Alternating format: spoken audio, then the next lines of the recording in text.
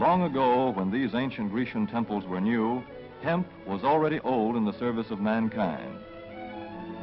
For thousands of years even then, this plant had been grown for cordage and coarse cloth in China and elsewhere in the East. For centuries prior to about 1850, all the ships that sailed the western seas were rigged with hempen rope and sails.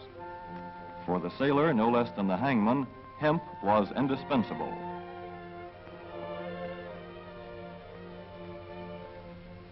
A 44-gun frigate, like our cherished old Ironsides, took over 60 tons of hemp for rigging. Including an anchor cable 25 inches in circumference.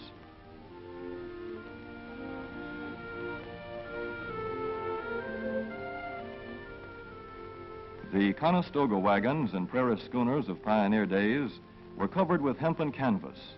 Indeed, the very word canvas comes from the Arabic word for hemp. In those days, hemp was an important crop in Kentucky and Missouri. Then came cheaper imported fibers for cordage, like jute, sisal, and manila hemp, and the culture of hemp in America declined. But now, with Philippine and East Indian sources of hemp in the hands of the Japanese, and shipment of jute from India curtailed, American hemp must meet the needs of our Army and Navy as well as of our industries. In 1942, patriotic farmers, at the government's request, planted 36,000 acres of seed hemp, an increase of several thousand%. The goal for 1943 is 50,000 acres of seed hemp.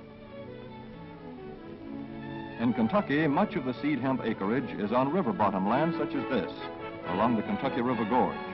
Some of these fields are inaccessible except by boat.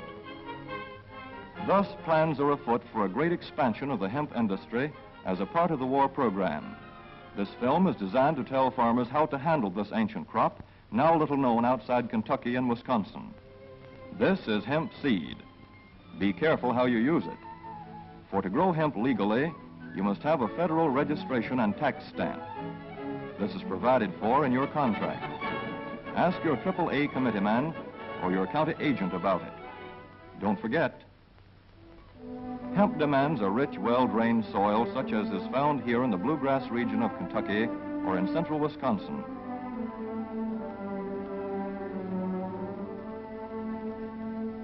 It must be loose and rich in organic matter. Poor soils won't do. Soil that will grow good corn will usually grow hemp. Hemp is not hard on the soil. In Kentucky, it has been grown for several years on the same ground, though this practice is not recommended. A dense and shady crop, hemp tends to choke out weeds. Here's a Canada thistle that couldn't stand the competition. Dead as a dodo. Thus, hemp leaves the ground in good condition for the following crop. For fiber, hemp should be sown 5 pecks to the acre. With drill, the closer the rows, the better. These rows are spaced about 4 inches. This hemp has been broadcast. Either way, it should be sown thick enough to grow a slender stalk.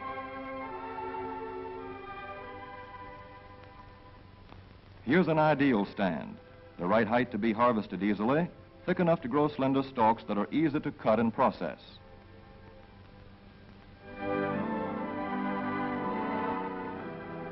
Stalks like these here on the left, they yield the most fiber and the best. Those on the right are too coarse and woody. For seed, hemp is planted in hills like corn, sometimes by hand. Hemp is a dioecious plant. The female flower is inconspicuous, but the male flower is easily spotted. In seed production, after the pollen has been shed, these male plants are cut out.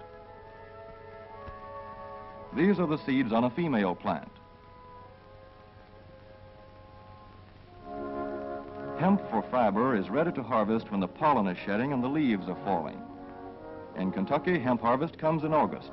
Here, the old standby has been the self-rake reaper, which has been used for a generation or more. Hemp grows so luxuriantly in Kentucky that harvesting is sometimes difficult, which may account for the popularity of the self-rake with its lateral stroke.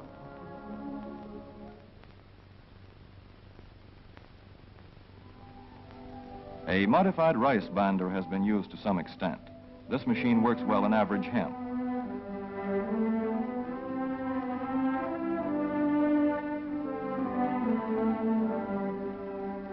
Recently, the improved hemp harvester, used for many years in Wisconsin, has been introduced in Kentucky. This machine spreads the hemp in a continuous swath. It is a far cry from this fast and efficient modern harvester to the Armstrong model of yore. But here's one kind of harvester, at least, that doesn't stall in the heaviest hemp. In Kentucky, hand cutting is practiced in opening fields for the machines.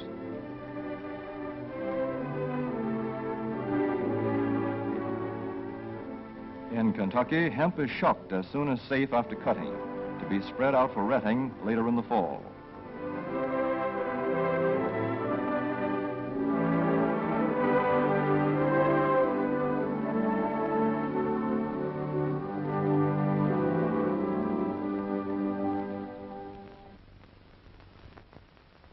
In Wisconsin, hemp is harvested in September.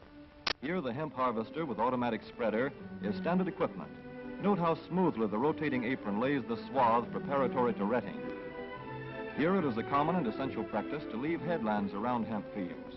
These strips may be planted to other crops, preferably small grain. Thus, the harvester has room to make its first round without preparatory hand cutting. Here the machine is running over corn stubble. When the cutter bar is much shorter than the hemp is tall, overlapping occurs. Not so good for retting. The standard cut is 8 to 9 feet. The length of time hemp is left on the ground to ret depends on the weather. The swaths must be turned to get a uniform ret.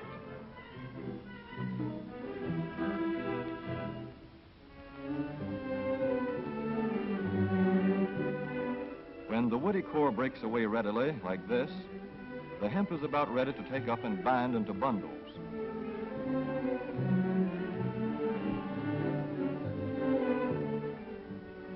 Well-retted hemp is light to dark gray. The fiber tends to pull away from the stalk. The presence of stalks in the bowstring stage indicates that retting is well underway.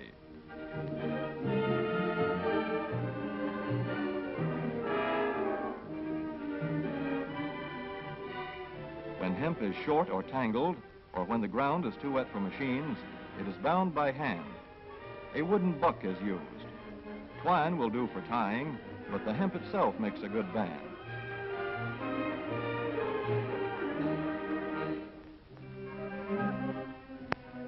When conditions are favorable, the pickup binder is commonly used. The swath should lie smooth and even with stalks parallel. The picker won't work well in tangled hemp.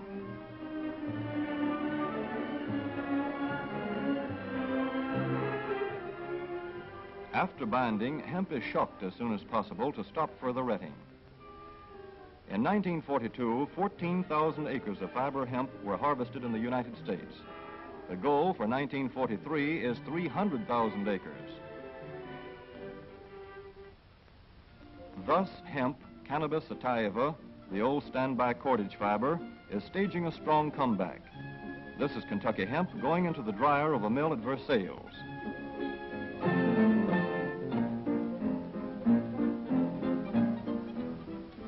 In the old days, breaking was done by hand, one of the hardest jobs known to man.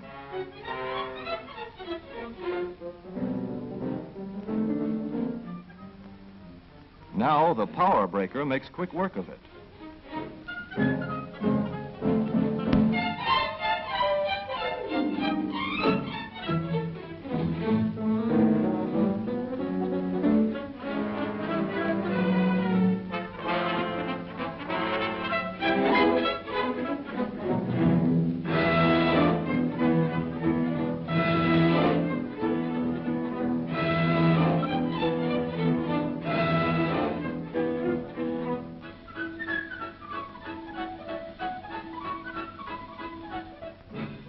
Spinning American hemp into rope yarn or twine in the old Kentucky River Mill at Frankfort, Kentucky.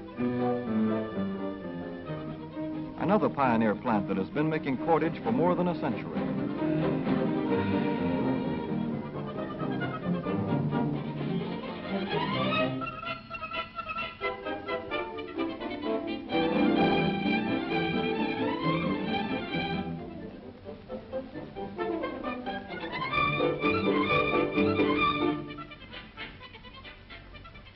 All such plants will presently be turning out products spun from American-grown hemp.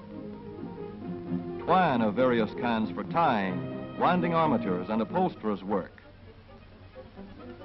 Rope for marine rigging.